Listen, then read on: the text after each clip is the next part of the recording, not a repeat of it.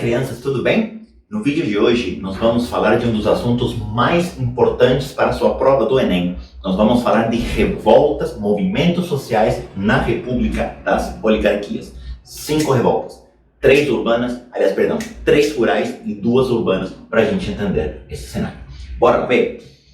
Nesse primeiro momento, é muito importante que a gente entenda o cenário que está por trás das revoltas. Então, vamos pensar primeiro no que está acontecendo no Brasil do início do século XX, da virada do século XIX para o século XX.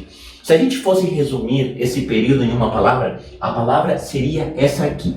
É um cenário de contradições. Em que sentido contradições?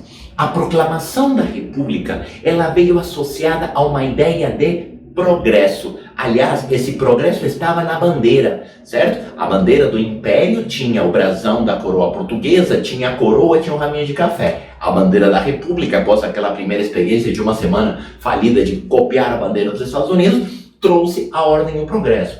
Então, quando a gente fala da passagem do século XIX para o século XX, nós estamos falando de um período em que claramente estão ocorrendo algumas transformações. Que transformações são essas?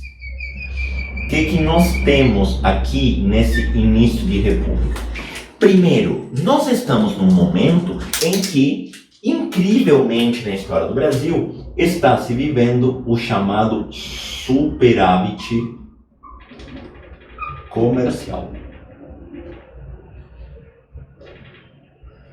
O que é até bastante novidade na história do Brasil. É um período no qual, de fato, as exportações estão superando as importações. E aí, o produto que você vai lembrar como sendo a base desse superávit comercial é o nosso glorioso café. Muito por conta da ação do governo, muito por conta daquela política do convênio de Taubaté que valorizou o café, mesmo que de forma artificial, houve um período de superávit.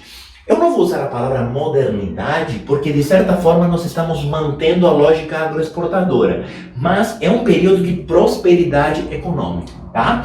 Ao mesmo tempo, nós estamos vivendo um período de urbanização. O Brasil está vivendo um claro período de urbanização, desenvolvimento de cidades. E junto com isso, nós tivemos o primeiro surto industrial da República. Primeiro surto industrial da República, não é o primeiro surto industrial da história.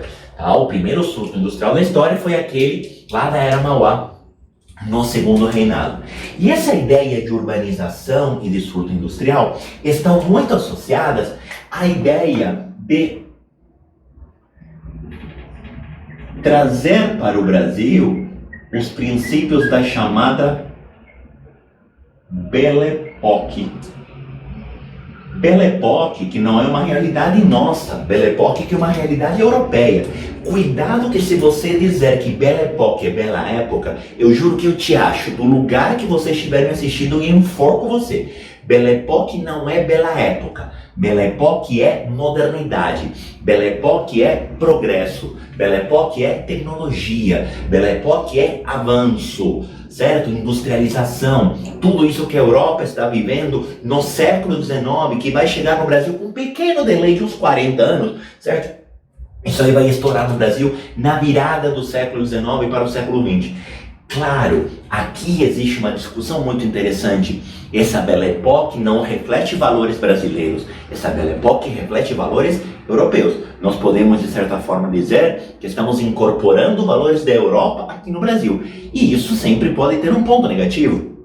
Afinal de contas, a incorporação de valores europeus pode entrar em contradição com os valores nacionais. Não é por acaso que lá por final da República Oligárquica a gente vai falar da Semana da Arte Moderna como um movimento de contestação a isso aqui. Você estuda na literatura os primeiros movimentos no Brasil de nacionalismo nas artes, certo? Justamente contestando essa incorporação de hábitos europeus, essa apropriação de elementos da cultura europeia.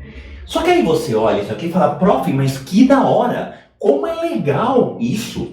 O Brasil está avançando, o Brasil está ficando com uma cara moderna, o Brasil está lembrando a Europa.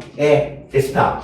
Só que, por outro lado, essas transformações, elas precisam ser entendidas como um contraponto a um claro processo de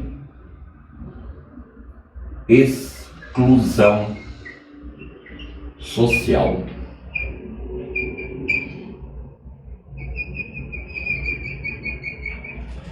Por quê? Se por um lado você tem o processo de superávit comercial, por outro lado, é muito importante que você lembre que existe no Brasil a prática dos latifúndios. O que isso significa? Que existe no Brasil uma imensa concentração de terras. Concentração de terras. O que eu quero te dizer com isso? Que existe muita terra na mão de pouca gente. Significa que nem todos têm acesso à terra.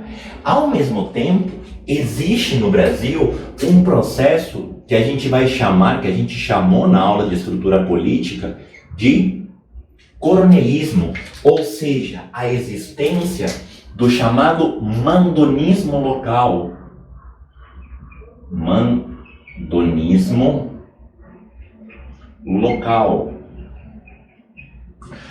Cada cidade tem o seu coronel, cada região tem aquela pessoa influente que manipula para tirar benefício disso, até mesmo para sentar as bases da própria república oligárquica. O clientelismo, a troca de favores é a base eleitoral do Brasil, e isso depende da existência dos coronéis, as pessoas influentes, certo? Que vão se aproveitar dessa modernidade, vão usufruir da modernidade para tirar benefício próprio, certo? Isso é um fenômeno característico do Brasil desse momento.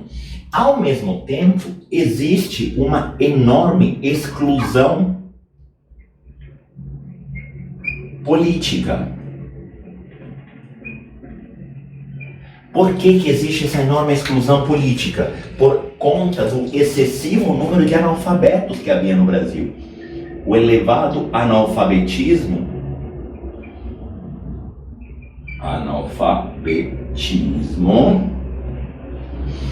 gera que, basicamente, 4% da população, 3 a 4% da população tem a real condição de voto, porque a Lei Saraiva estabelece que para votar tem que ser alfabetizado. Sai o critério renda, entra o critério alfabetização, certo? E ao mesmo tempo, e não menos importante, existe também uma enorme exploração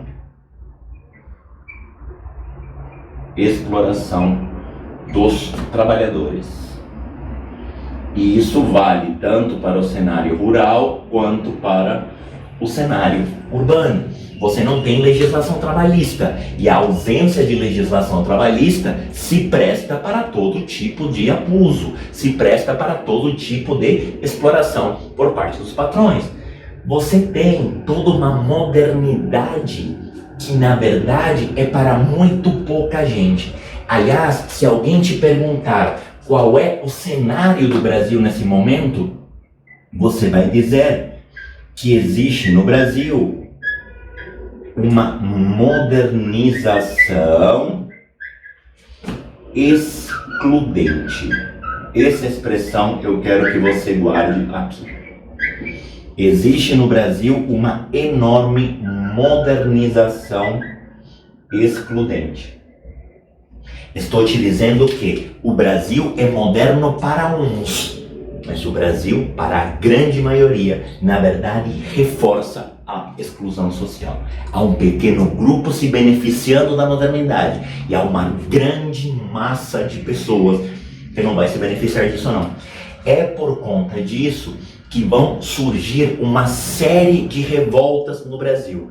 A área rural vai ser palco da revolta de Canudos e da revolta do Contestado. A área urbana vai ser palco da revolta da vacina, da revolta da chibata e depois da greve geral de 1917. Para cada uma dessas revoltas, você terá um vídeo explicando. Mas o cenário que está por trás de todas elas é isso aqui. Entende que estamos no Brasil das contradições. Entende que nós estamos no Brasil de uma transformação que beneficia poucos e que, obviamente, vai ser carregada nas costas por muitos. Certo? Tchau, tchau, muito obrigado. Até o próximo vídeo.